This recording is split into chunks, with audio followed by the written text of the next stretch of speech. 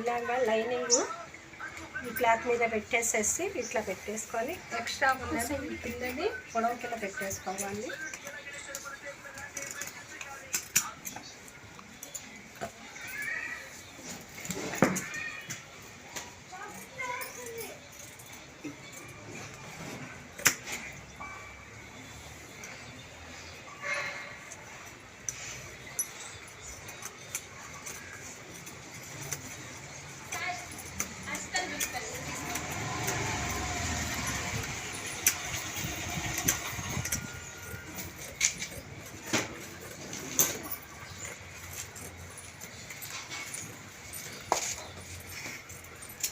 ఇలా కొంచెం ఎక్స్ట్రా పెట్టేసి కట్ చేసుకోవాలన్నమాట.